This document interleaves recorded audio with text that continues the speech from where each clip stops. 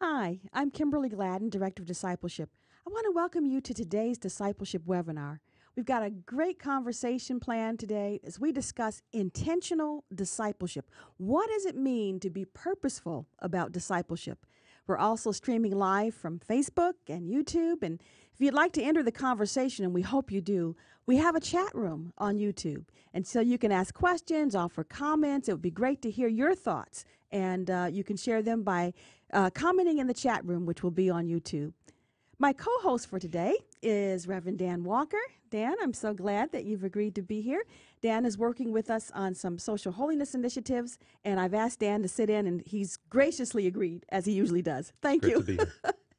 We have two special guests today as we talk about intentional discipleship. We have Reverend Wes Dupin, pastor of Daybreak Church in Hudsonville, Michigan, and we're welcoming Wes and all of his years of experience in evangelism to this conversation. And we also are welcoming Reverend Scott Moore, the pastor of First Wesleyan Church in Tuscaloosa, Alabama. And he's going to bring youthful enthusiasm and cutting some new pathways in discipleship. So glad to have you both here for today's conversation. You know, as we begin our discussion, I want to just remind us of the 5 discipleship prompts. Regardless of this discipleship model that you're using, there are 5 questions that we are proposing you ask about the discipleship culture in your church. Is it intentional, relational, holistic, multiplying, and lifelong? And today we want to just zero in, focus in on that first prompt, which is discipleship being intentional. And I want to jump into our discussion with just a sobering comment that I found on discipleship.org. It was just a few days ago they posted this, and it said, there are no true disciple-making movements in North America right now. And they said that statement may come as a surprise, but it's the conclusion of most, if not all, missions experts that we have mere sparks of movements in the United States and Canada, but no true movement-making fires. And then they asked the question of those who posted that, what is the one thing the disciple-making movement leaders practice in other places around the world that we don't do in North America? Because they're seeing those things in other places. And the answer was a strong emphasis on prayer and fasting. And that's what Jerry Truesdale and Glenn Sunshine wrote in discipleships.org's new sampler, The Kingdom Unleashed. The Kingdom Unleashed. And so today we want to just talk about that. I believe that I believe we will not see a disciple-making movement in North America until we lay a foundation of long, intense prayer. And whether you agree or disagree with that quote, I think it brings us right to this issue of intentionality in discipleship. We have 2 practitioners with us today who are going to come maybe from different angles, but both believe in the concept of being intentional about discipleship. And so, Scott, I'm going to start with you. Scott, when I say intentional discipleship, what comes to mind? Kim, Dan, thanks for having me today, and it's good to be with Wes, who, as I shared this post earlier, I said, it feels weird coming on with someone like Wes because he's the man, and I'm just a short time into this, so we'll try to walk through this together. But I'll say first that I don't think we can talk about anything until we do buy into this idea of prayer, like you said. Like, we can talk models, we can talk ideas, we can talk our wirings, our context for our culture, but if prayer's not going to be the foundation of it, then we just might as well not do it. So we have to start from there. But we do have to ask ourselves the question about discipleship and what way we're going to go about it. And how I've kind of viewed this is, in the past, I felt like the questions that people were asking were like, what do we want people to know? Or what do we want people to do? And I get it. I get that question. But I guess when it comes to discipleship, I more look at it is, what do they want to become, and how do we get them there? That's kind of the basis of how I think about discipleship is what do I want them to become, and how do we get them there? And so there's a lot of models that can work from that, but then it just comes out of what really you're passionate about and where you feel like you can lead your people. And so once you kind of decide where you want people to go, then that kind of forces you to know the end game and then work your way back. And so that's kind of the mindset behind intentionality, is when you know where you want them to, what you want them to become, that forces you to say, okay, that's the end game. Now let's go back and develop a plan to get them there. Scott, I hear even in your answer just kind of an intentionality about kind of tweaking the question that we're asking as we come to discipleship. What do you want them to become? But how does this unfold like at your church? What does this look like at your church? So it's holistic, hopefully, not just a one program thing. And you guys have done a good job to open up the conversation with discipleship, that is not just done through, say, typical small groups, Sunday school, these learning environments, but discipleship is big. And so I could talk about a lot of things and cultures you're trying to build with for discipleship. For instance, we do a thing that we had started this year in the transition and me becoming lead pastor called Discover Track.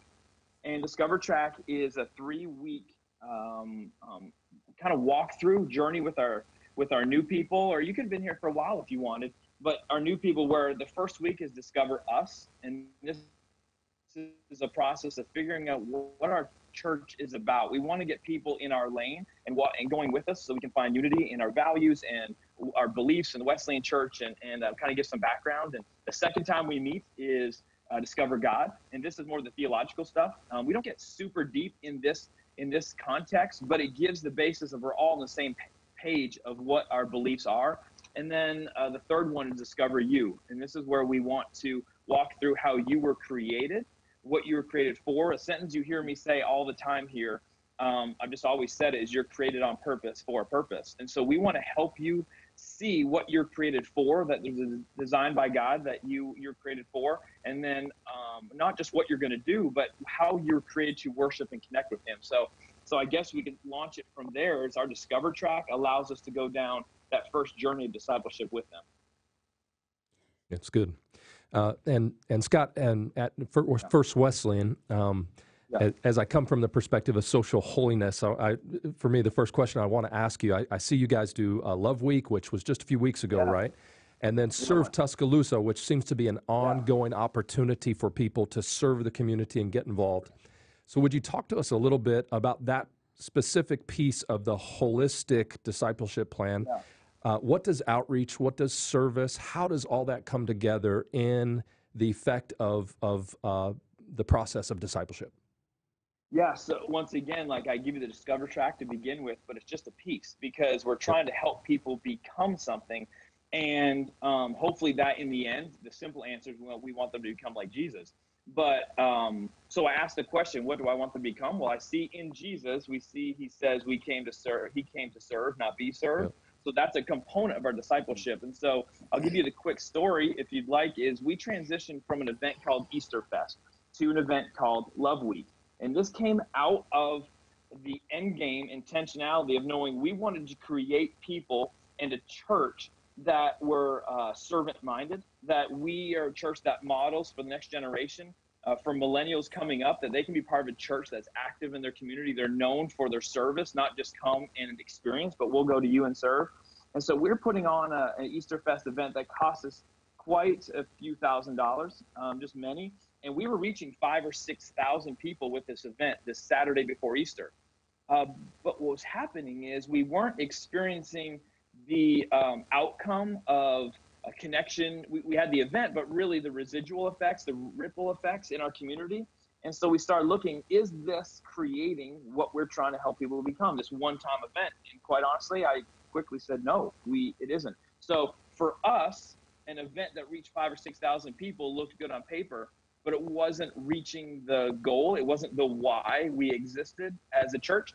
And so when that transition was made in June, where I became lead pastor, I let our church know after 9 years we wouldn't be doing Easter Fest anymore, which became a cultural identity for us, even in the community. But we were going to change to Love Week. And what that did was we would have 2, 3, several hundred people from our church volunteer in 17 to 20 different organizations in our community over a week's time leading up to Easter. And that was through schools, that was through local ministries, that was through just local organizations. It was, the list is long, right? So we put money into service versus an event. Now, I want to be really clear, like that doesn't mean events aren't good. It just was, we had to decide why we existed, what were our goals. and how did we want to spend that money to create the kind of church and to help our people become more like Jesus. And so for us, that was the answer. And so Love Week happened. It was great. We created a lot of bridges, and we created a lot of relationships in our community for that, and hopefully developed a continued culture of being a service-oriented church, which leads into Serve Tuscaloosa. That's where this week came out of that ministry, that department. Is monthly, we give our people opportunities to see and experience what people are doing in our community. There are great people in Tuscaloosa. There are great ministries in Tuscaloosa. And we just want to say, hey, you're doing great. We believe in you. And we want to become as kind of like an army behind you and say, we buy into what you're doing and how can we help you become better? And in the process, our people get to experience great ministry. And so it's more than that 1 month event. It's maybe they loved it so much that becomes a resource for an outlet for their service. And so once again, we're creating people who have a mind of service in our community, because that's part of our missions. That's just one component. That's our serve local side of it. And then from there, it just goes to serve national, serve global, and continues that process of discipleship. And so we have a whole strategy with missions itself. And where Love Week and Serve Tuscaloosa comes out of is a phrase we say, we want people to see, we want people to feel, we want people to act. It's see, feel, act, and it comes from 1 John 3, 16 and 17, and I don't need to preach right now. You can read that scripture, but those words are in that. So see, feel, and act is how our service is played out in our local, in our nation, in our world. Fantastic. Scott, do the people at the church see this as a part of discipleship? Do they, and when there's the service piece, are they seeing this as a part of discipleship or the discipleship process? Tell me, talk a little bit more about that. People would use the word discipleship. That's kind of a church word. That's kind of a webinar word. But in reality, they more see it as an outlet of just connecting with their heart, that they see Jesus modeled this. And this is more the vision, is Jesus modeled this. We're just following. You know, one of the values we have is we follow Jesus and we invest in others. So I see people just living out that in their life. You know, and another one we would say around here is that we will do whatever it takes so the world will know. That falls into that. Or we say we serve to show our love and to make a difference. I mean, we have these phrases that cultivate their mind, so they don't say, oh, I'm being discipled.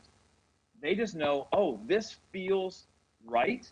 This is leading me to become a better version of me, because at the core, I guess, is what I would believe is everybody wants to grow. Everybody wants to be significant. Everybody wants to be a better version of themselves. They most of the time just don't know how to get there. So our role as a church, I think, is to walk that process with them, and not just in huge leaps, but it's little leaps, and it's little places where, hey, here's a way you can see Christ move in you, and he's doing something in you so he can do something through you in the world. And I just think people hunger for that, and we're just giving them avenues to play that out. But I don't think they'd say discipleship. I just think they'd say it's awesome, and they feel great, and it feels right. Because I think in discipleship and becoming like Jesus, that's what it does. It feels right. What I was trying to get at, Scott, this is a part of the process then at your church. This is like normative. Yeah. And normative. Absolutely. It's who we are. It's not something we do. It's who we are. But when building culture of discipleship, you have to do things over and over and over again. Discipleship processes are not one-hit wonders. You don't get lightning in a bottle with discipleship. For me, I'd say sometimes like I'm a broken record. Like I even on Sunday mornings, I'll be like, I'm going to say it again, but understand, you guys have to get used to this with me. You're created on purpose for a purpose. We're going to help you, lead you there. Where I'm going to say again, we serve to show our love, to make a difference. You know, we say these values over and over, and people who are part of the process don't always know what's going on per se, like the intentionality. All they see is consistently singing the same tune, consistently beating the same drum over and over and over again, until it's not something that we have to do, it's something that we are. And that's why, for me, it's not what do we know, what do we do, it's what do we want them to become, so let's help them get there. That's great. This act of intentionality in terms of even changing the direction of, say, a beloved Oh yeah, beloved big deal. sacred cow at your church. Yeah. What? And then you changed direction intentionally. You focused in on actually going out into the community. What's been the response? What has been the result of that intentionality? So first, I've had this question from people, and I first have to say you have to be convinced of your why so that when you deliver it, people feel the sincerity and the passion and the there's something behind you doing it that, yes, I want to jump on board versus, hey, here's an idea, let's try this. And so when the change happened, I attacked it with this, like, this is important, I believe in it. And for me, I serve in a church that bought in, and they say, Scott, we'll follow you. We see how this can be important. So I think you're selling it, your vision casting of it makes or breaks this from the beginning. And if your people trust you, they know that you're trying to love the community, be more like Jesus, whatever word you want to use. I've experienced people say, yeah, I want to follow you in this. So from First Wesleyan standpoint, Tuscaloosa, maybe I just have an amazing church that I've fallen in love with. But they're bought in, and they're willing to go with it if there's a why that can be expressed. And oftentimes when we try to make these huge changes, we blame it on people for not going with you. But the reality is, I think most people, they know the why behind it, and they hear the conviction. And majority, not always, I mean, we know people are people, but people want to be part of something significant. And if they feel that in you, they should go with you if they trust you. And then when it comes to the community, one of the things I was kind of nervous, or not nervous about, I was kind of maybe sad, is through Easter Fest, we would be on front page of the newspaper. Like, we would be front page, we'd be talked about, we would have this talked about all over Facebook. And it was like a big deal in our community. It wasn't big enough for me to not change it, but I was sad. I'm like, we're not going to get this anymore. But I'll tell you a quick story is one of the lead guys at the newspaper emailed me and said, hey, we hear Easter Fest, is it going on? Can you tell me? And so I was going to email him back and say, no, we decided to go a different direction. Well, then I thought, well, he gave me his phone number, I'm going to call him. And so I called him and I said, we aren't doing it. We realize this is a big deal, but this is what we're doing. Next thing I know, I hear tap, tap, tap, tap, tap, tap, tap. And I can hear him writing stuff down. And so I said, man, I don't know what you can do and not, but I would love for you to tell the community about Love Week, because this comes out of our heart of who we are. This is not an event for us. This is who we are as people. This is what we want to be known for. Next thing I know, the very next morning, it was online in Tuscaloosa News. And then there was another thing later that week. And then later or after the event next week, there was another article. I thought, oh my goodness, like, God, you blessed this in a way that the newspaper even grabbed a hold of this vision. I mean, I don't know if this person was a Christian or not, but he got Jesus from me on the phone. And he's like, I get it, man. This is really good. And so they grabbed a hold of it. And so the community embraced it. Our church embraced it. And I personally, I think it's because it was God-induced. And so we ran with it. That's awesome. And Scott, what I'm hearing from you is that intentionality must require conviction and extreme purpose. So. I think that's a good word, that oftentimes we come with an intentional idea or process, but we don't have the conviction or the true depth knowledge of why we're doing what we're doing. Yeah. And we roll it out, and it doesn't roll very far because it lacks that intentionality, the hard work, the 75% of the work done before rolling out, the hard work that's done before that. That's real good stuff. And I want to ask you towards that end. You had mentioned that you just became the lead pastor in June, but you've been with the church for 13 years or so, right? Yeah. 2005, I moved here. Great. So in that process, you served in many roles, and I want to ask you about the intentionality of discipleship that you experienced from the church and from the church leadership. Did you find that you had to press in and work towards that goal, or was there an intentional discipleship for you in moving forward to bring you to the place of lead pastor at this point? What was that experience like for you over the last 13 years? And follow up with that, what are you doing for the next generation of leaders coming behind you as well? Yeah, so I have to always give credit to mentors that went before me, even beyond here. In college, it started with a guy named Darren Campbell. who invested in me. And then another guy I give credit to is a guy named Brian Bradford, who invested in me, moved here. And Dick Emery was the one who hired me.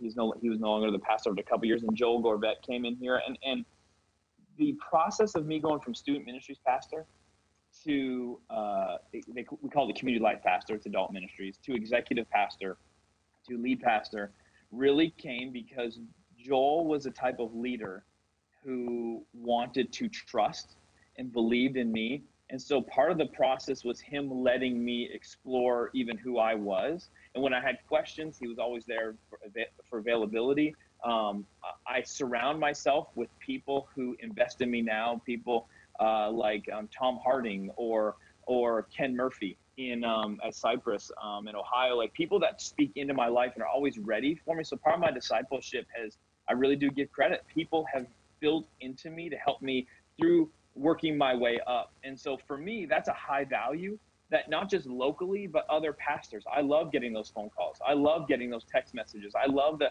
hey, how can I invest in you? Obviously, I can't do it with everybody. Obviously, time is limited. You have to be choosy. But I want that to be part of, if you need something, Scott wants to serve you.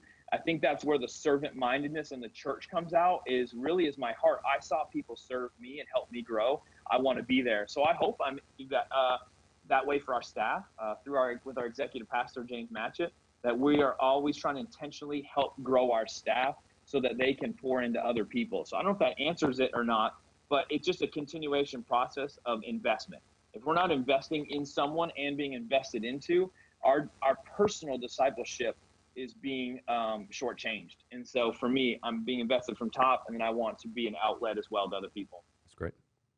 Again, that intentionality, that plan, that, going to make this happen. You had a quote, Scott, and I don't know if you remember this, but I found it. I want you to talk about it. Oh, boy, here we go. Okay, here we go. You ready? You said, the mission is discipleship. What did you mean by that? What's that? Okay, I don't know where I said it, but let me just figure out mission, discipleship. So I don't want to be a broken record, but for me, the reason I'm a pastor is not to grow a large church. My reason I'm a pastor is to change lives. And so discipleship is how you change lives. It starts with where Wes will talk in a bit. He's the master of the outreach. Like I've watched him over the years of just how do we become more like Daybreak? And that's the beginning part of, we change lives. We have to reach people on the front end. And then we just begin to walk that journey through life with people. That's why the Discover Track's important, why the mission's important. We do have small groups. We invest in something called Right Now Media that we give to our people, that they can have a resource every single day in their lives, things for their kids. We do Orange ministry in our next generation ministry, so parents can walk through our kids. Like, we do all things we can so we can walk that journey with people, because our mission is to change lives. And that's not one message for me. That's a lifestyle of walking the journey with people. And so I know that I can't do that personally.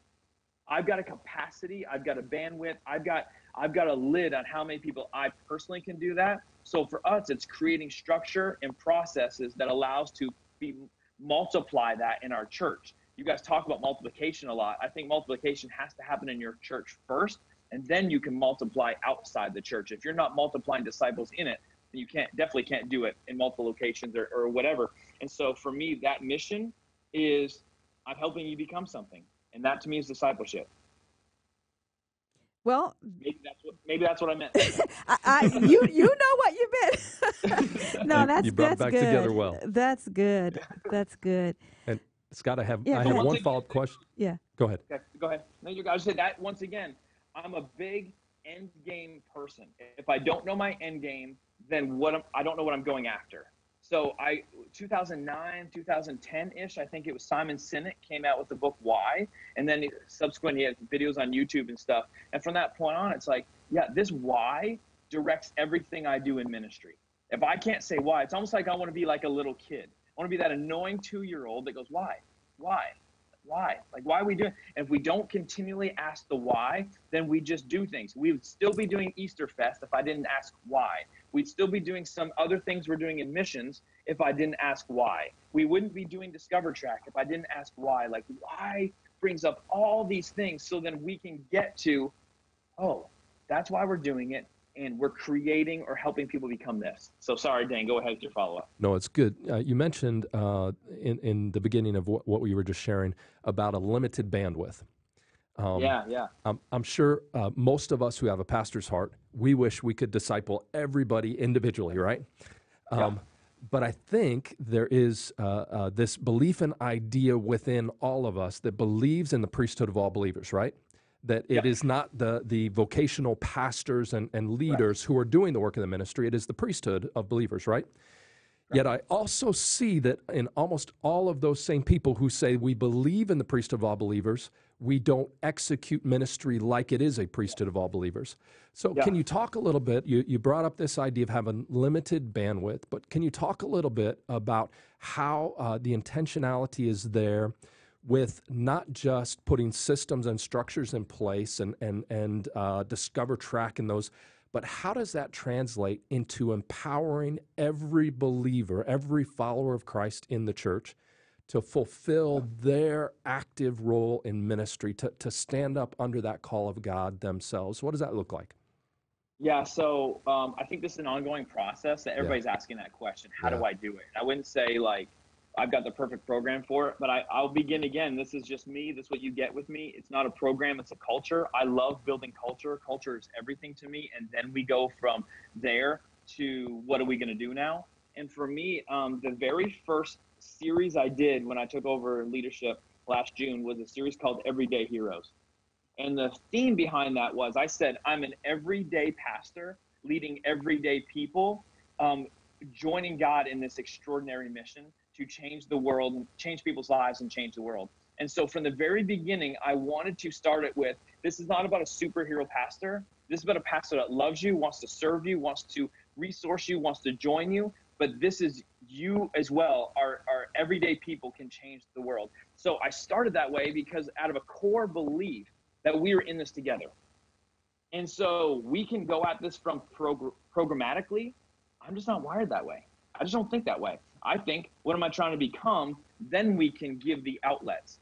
And so it had to start there with first conversation. This is who I am. This is who you are. We're created on purpose for a purpose. You're living it out. So don't ever underestimate the cultural words that you keep telling your people every single week, that we're, as pastors, sometimes we want to move on to the next thing, or we forget or walk away from something that if we could cement in our people, it would make much more of a difference than the next program. So I prefer to keep hitting the same notes, the same rhythms that people say, okay, yes, we're in this together. I would say that it's through our small groups. Obviously, everybody has that where it's, hey, we can't teach every group. We can't disciple every group. You've got to join us and do it. When it comes to, say, Palm Sunday, we had a message. And I'm just giving you ideas of how to do it. I don't know exactly how it answers this question, but in our sanctuary, there's a huge map of Tuscaloosa County. And we did a message on Jesus coming the donkey and responses that we should have to him and whatever. That message is always online. But people were writing on Post-it notes during service, during communion and different, it's a whole thing, to write names and put it on the map in the back of the room. And we keep that map there. I keep that map there to remind you that your mission is every single day, that you're going to change lives with the power of Jesus through you, that there are people you have to reach. And here is the imagery that's going to do it. It's not one program. We do it through service. We do it through small groups. We do it through Sunday. Like, there's so many outlets. And I prefer to say, hey, we're in this together versus, hey, here's the one way you can do it. So that may not be the specific answer you're going for, but with me, I'm going to give you more of a, this is a lifestyle answer, this is a culture answer versus, hey, here's the way you can do it. Yes, we could give business cards and hand it out. Yeah, that's great. Good idea. You can do special marketing, and you can do like all kinds. People have great ideas. I'm not the most creative person in the world, but I do love building culture, and that's where I'm going to invest my time. And then as staff or church people have ideas of how to reach, we go, okay, let's do that. So I'm going to be less ideas and more culture. So that's where I come from. Awesome. Scott, we hear your heart leading intentionally. Listen, a question has come in from our chat room, and someone asked, what is the seek, feel, act scripture? So that's a question that's come in as we wrap up this segment. It's just for clarity, see, feel, act. See, feel, act is 1 John 3:16 and 17. Okay, 1 John 3:16 and 17.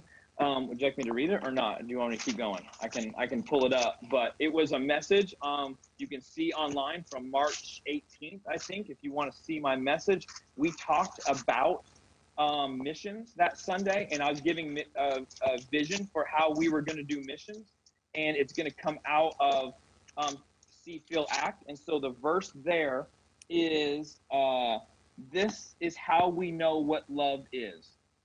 Jesus Christ laid down his life for us. So this is where it starts. We know what love is. We've already seen it with Jesus. We're following Jesus. He's already set the example.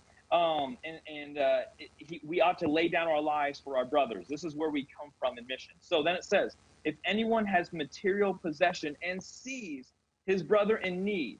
Okay, that's where it starts. We have to see. That's why as a church, we put forward to our people, see this need. Like you have to, if you don't see it, then nothing happens. So as a church, my job is to help you see the need. And then it moves to, and has no pity on him. Well, pity, I just changed to feel.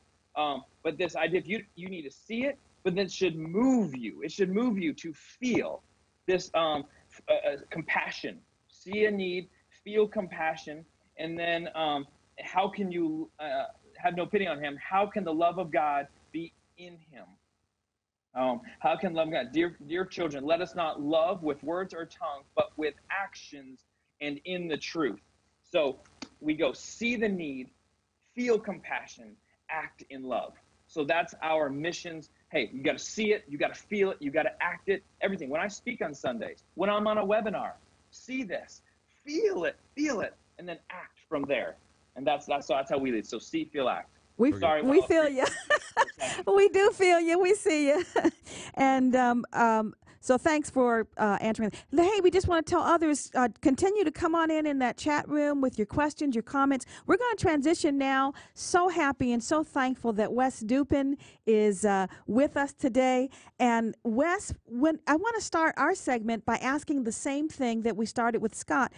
What comes to mind for you when we begin to talk about discipleship being intentional? What's the first thing that comes to mind, Wes?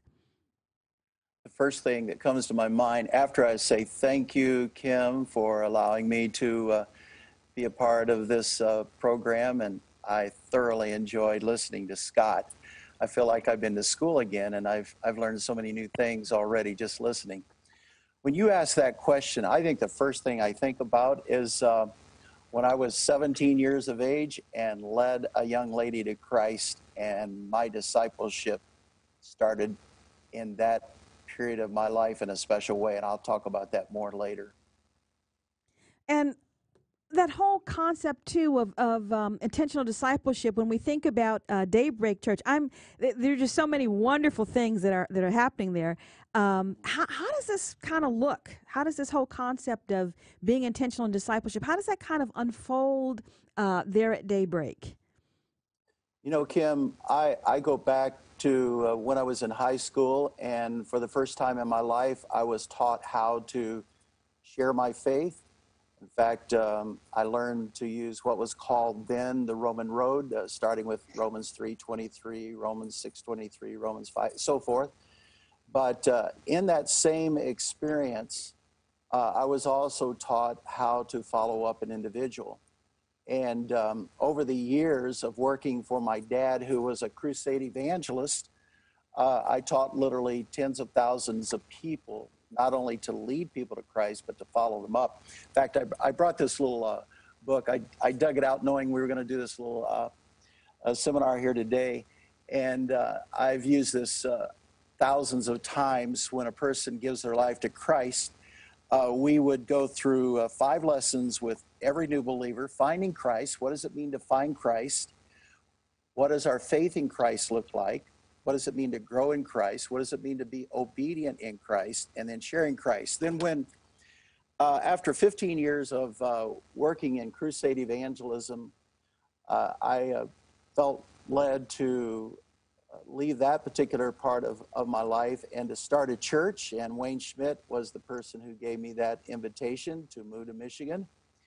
And I didn't have any fancy discipleship programs, but we started with Navigators 2.7. And in those first few years, we used their material, and it was a great little textbook that we used.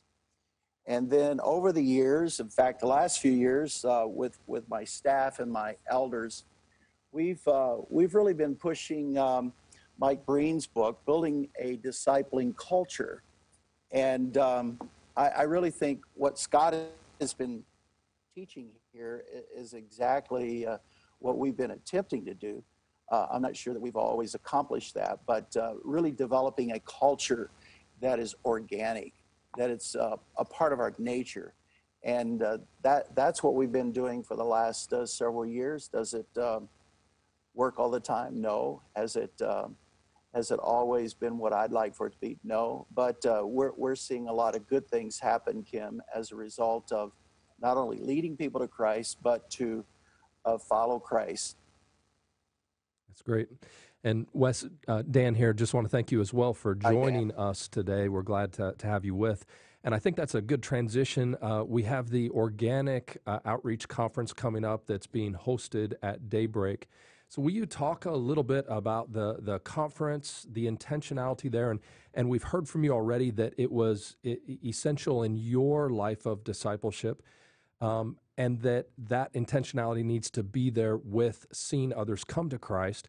What has been the process or some of the impact upon the local church and the people in participating in that, in living out that organic discipleship? Well, I'm going to kind of go in a little bit of a circle here. First of all, I do want to say just a commercial word about Organic Conference.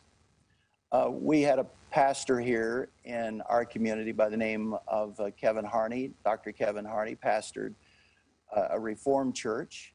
And I met him in a Blackaby pastors conference. And just kind of in a jesting way, I said, do you believe in evangelism? And Kevin said, I certainly do. And we have become best friends, starting with that word of evangelism. A few years ago, he moved to Monterey, California, and one of the things that Kevin started out of his church there was an evangelism conference. And I was a part of the very first one when there was only about 15 of us. And in that conference, I really learned how to connect my faith with people that could care less about church, people that could care less about anything spiritual in one sense. And I thought, for today, this is where we need to move. And so I brought this back to our leadership. And in turn, over the last few years, I've actually been paying for our staff to make a trip. Many times a ticket would cost $500-600, plus the conference was $500. And then I said, Kevin, how can we have this conference at our church and for the Midwest and for people that have never experienced it here on the West Coast? And so we're hosting the very first one here in the Midwest at Daybreak. I'm looking at the dates here: Thursday, April the 26th, Friday, April the 27th. And this is at seminary level. It's 2 very intensive days. He has brought the price down to $299. And for 2 days, a person is going to walk out of here with 3 wonderful books, a textbook, and then their organization will coach your church into developing a strategy. And they will do this over the next 3 years. And they've done this with us. They will call me and say, how are you doing? And over the next 3 years, regardless of the size of your church, they're going to coach you into a lifestyle of evangelism. Well, now we've got that happening. And so it's very important for us to follow that up with a discipling culture. And so we are working on that right now. In fact, we're restructuring several things in our own staff to train all of our lead staff to be disciplers, as well as people that are evangelists. And I'm excited about that. And I need to come back to you for just a moment here. What was the back part of your question there, Dan? Just the impact on the local church. I feel you've had an outreach focus, and what has been the effect upon the people in being in a large and growing dynamic church environment where participation in that outreach has been a part of the DNA of the church? Well, I think every pastor likes to brag about their Easter, because you do work hard to have a Super Bowl Sunday and Easter and all of that. But we do several things here. I try to give an invitation at some point in every message that I deliver. Now, oftentimes there's no response that we know of. Other times there might be 5 people, 10 people, 15 people. I've had services where there've been, again, no one. But we have an environment or a culture of where if you come to Daybreak, there's going to be an opportunity for a person to give their lives to Christ. Now, we do that in many different fashions. It could be a raise of a hand. It could be a person at the back of the auditorium. It could be come forward or whatever. But I'll just tell you a little bit about what happened here over Easter weekend. We had, our service was pretty well geared around Revelation 3:20, and my message behind me was a large door. Now, we've used different objects in the past. We've had a walk across the bridge. This year it was walk through the door. And that door does not have a handle on the outside. The handle is only on the inside. And so Jesus knocks at the door, and he says, I'd like to come in. And if you'll let me in, I'll come in and have a relationship with you. I'll have fellowship with you. And so the whole message was geared in this direction. So as a result, when they came forward up on the stage, and there was a door that they had to literally open up, I gave them this key. This little key has a cross in the center. I always like to give little objects, mementos. I've given baseballs, I've given rocks, I've given crosses, I've given candles. You name it, I probably have given it. People love little mementos. I had a businessman the other day. He said, you remember when you gave those baseballs out? I still have mine on the desk with the date that I made a decision to follow Jesus. And he says, it reminds me every day. Well, this is one. In fact, it had an actual necklace where they could wear it around their neck like a cross or whatever. We gave out hundreds of these. In fact, I'm holding here decision cards, 279. And I'm pretty strong about, we'd like to have a name. We don't want to just say how many, raise your hand. And I'm for that too. But actual get names. Now, these people right here, they'll be followed up. For years, we used what we call a getting started packet, kind of like this. Inside, there's the Gospel of John, which is a little book like this. And there's a DVD in there, kind of a little message from me, just some steps an individual can take. We're not going to get everybody to come back. We know that. There are people that are just visiting that Sunday. They're going on their way to another church, or maybe not a church, but we're going to give this to them or send it to them in the mail. And then there's several things in our DNA. Everything that we do is pointing that person to growing in Christ. Everything. For example, membership. Our membership class is really a discipling class. They don't know that. We call it membership, ownership. And that person would come to that class, and the last 5 minutes is really an invitation to accept Christ. I would say half of the people who come to our membership or ownership class have no relationship with Christ. And at the end, all of these individuals are paired with a staff person, an elder on our board, and for the next 10 or 15 minutes, there's a little bit of an interview. We ask them their story, and if they don't know Christ, right then and there, we lead them to Christ. Then the next thing, of course, is our baptism, which is coming up in a few weeks. And from Easter, we'll have a lot of baptisms. But many of the people here, their baptism is not the kind of baptism that we experience often as people in the Wesleyan tradition. Many of them think of their baptism as when they were infants. And so we don't knock that. We say that's fine. But this is believers' baptism. This is knowing Christ now personally, and you get to make that decision. that is another opportunity for a step of discipling. There's a class set up where they actually lead them through some steps in their own life spiritually. I try, along with all of our pastors here, everything we do, we're trying to grow. I like what Scott, everything they're doing, they're working it into the fabric of everything, their missions, their youth, everything that they're doing.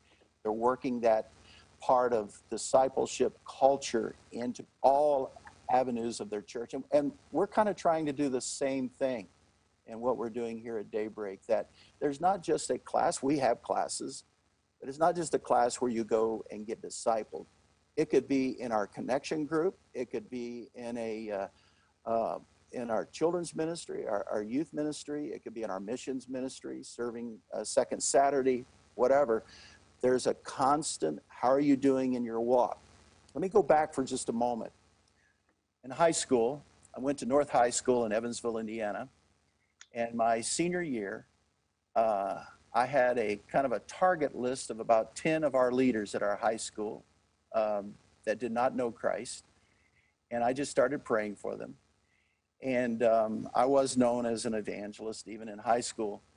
And one of those was the captain of our varsity cheerleaders.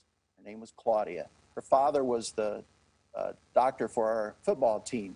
Very prominent family. And I just thought, if I could lead her to Christ, the influence that she will have will be tremendous. And so our family started praying for her. I didn't know her that well, but we were in several classes together. And I don't offer this as a good methodology in leading people to Christ, but I said, you really come across as an atheist. And she was offended by that, but it's not a good way to pick up a date. But as a result, she came back and said, why did you call me an atheist? It started a conversation. Later on, I led her to Christ. And here's what happened. First thing I did is give her a Bible. I gave her a Bible, and I taught her how to start reading the Bible. I took her right to the book of John. I said, the Bible is broken into two pieces.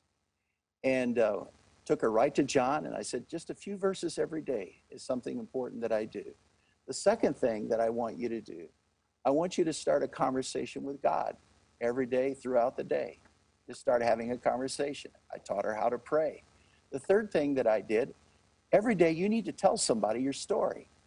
And she didn't know any better. She just started telling everybody, the other cheerleaders, coaches, teachers. She just started telling her story. That was very natural when I told her that.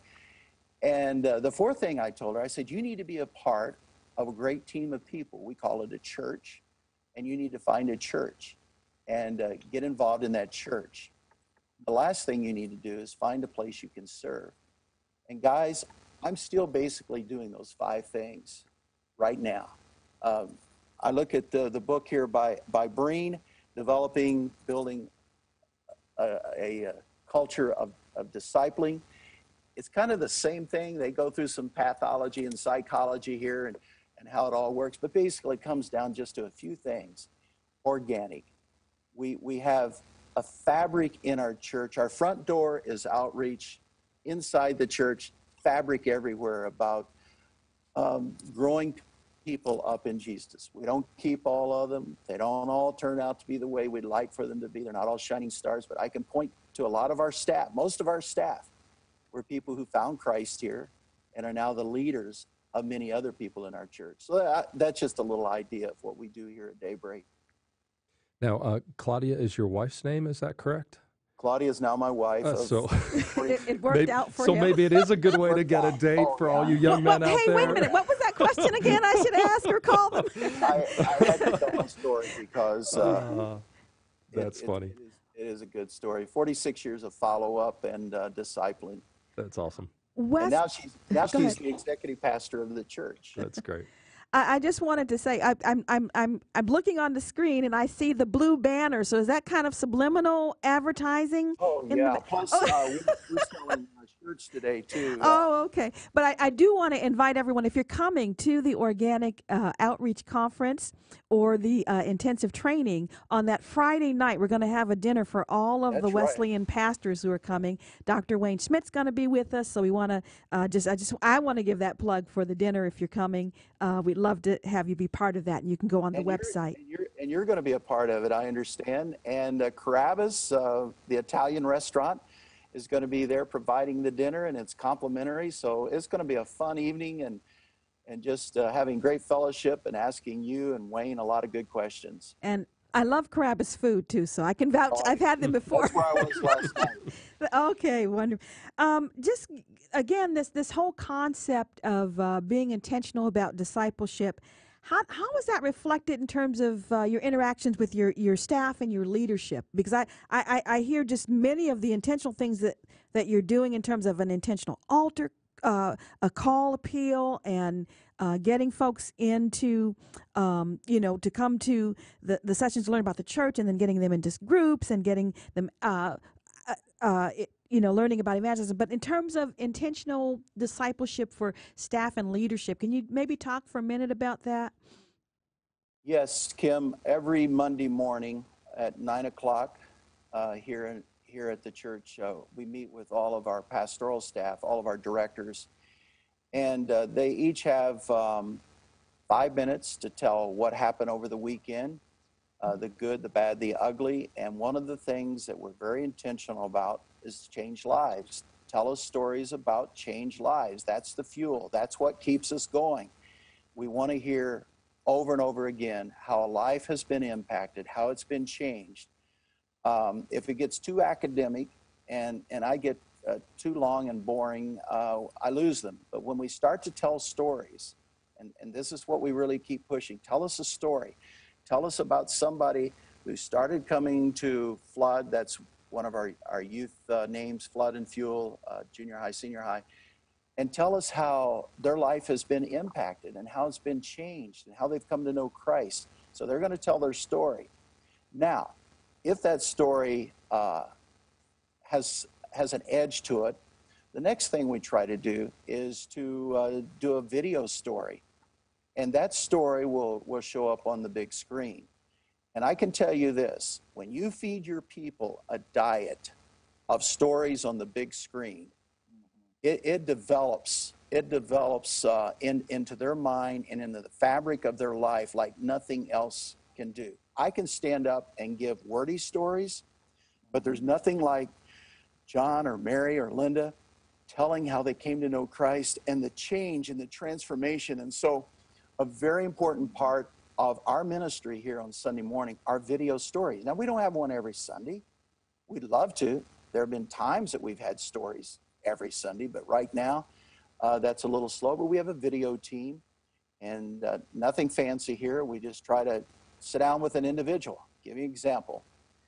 We had a contractor here, owns his own electrical company. A neighbor invited him to come to church. He came to church a few times. And then on Easter a few years ago, he gave his life to Christ.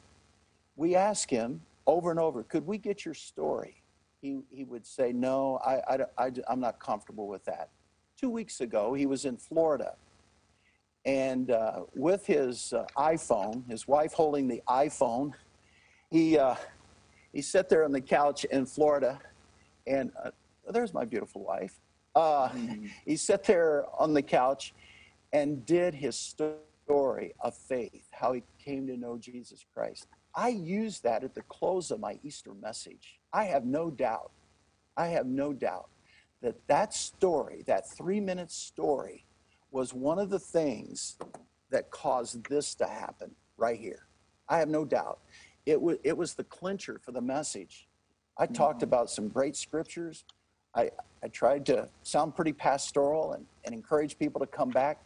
But that 3-minute story at the very end, that tag, when Har began to tell how Jesus changed his life. And in our community, we live in a very Reformed community, Dutch Reform, Christian Reform, Reformed Church of America. Many of the people feel that they were born into Christianity. They were baptized into Christianity. They were catechized into Christianity. They were affirmed into Christianity. And so he went through all of those steps. He went to a Christian Reform school. He made a affirmation of faith when he was 12. He did all the right things. He said all of this in this little video.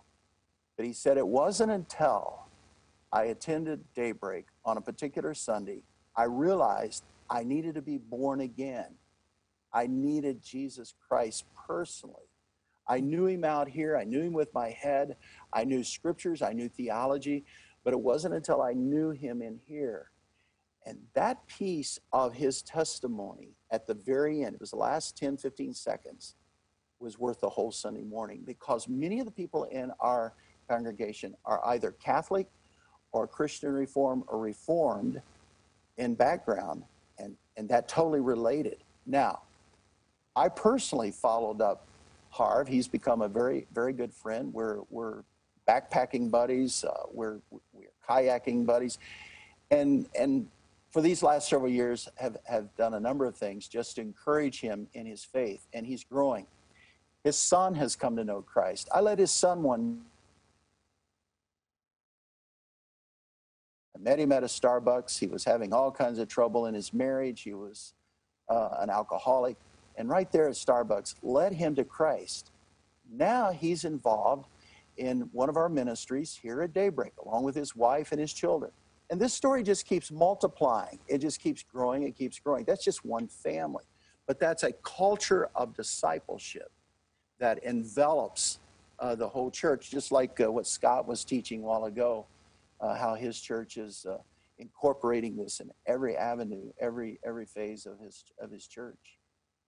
Wes, that's great. We had something that came in from our chat room again, and you mentioned 5 things earlier. You held your hand up, and you mentioned 5, and I hope you remember them, because someone in the chat room said, if I don't remember them, I'll make them up because I'm a preacher.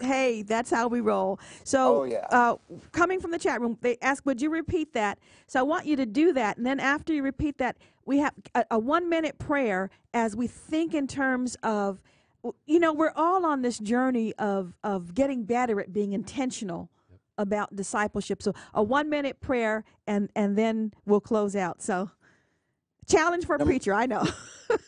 Number 1, I gave her a Bible, and we put the date in it. Number 2, I taught her how to pray. And like Mother Teresa used to say, most prayers are just listening to God. Number 3 is to tell your story, and that's what she started telling, how she came to Christ. Number 4, find a church, and she actually started going to my church. And number 5, find a place to serve. Those are five pillars that we taught. Listen to this, 48 years ago. I can't believe I'm saying that, 48 years ago. And now she's teaching those same pillars to other people. Now that's taken on a lot of different pieces. Did you want me to pray? I want a 1-minute prayer, and then I'm going to close. Okay. I hope somebody's watching their clock. God, thank you so much. Thank you so much for Kim and Dan and Scott, and for a host of people out there today that love you and love your church. I want to thank you for Kim and the way she's leading our denomination when it comes to discipleship. Lord, I just pray that this will become contagious, it will become a movement, and that it will spark in all of our lives as well as our local churches. Bless what has been said here today and multiply it in Jesus' name. Amen. Amen. Amen. So thankful to you, Wes and Scott, for joining us today and just kind of sharing from your own experience. This is an ongoing conversation, so we know that there's so much more to be said. But for today, we're going to have to close out. Thank you, Dan, for sitting in. Glad to be here as well. Okay.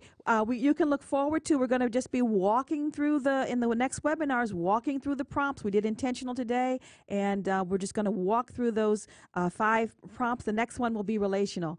But I just want to say thank you again to all of you who are tuned in, and I want to say, may you go forward in God's peace.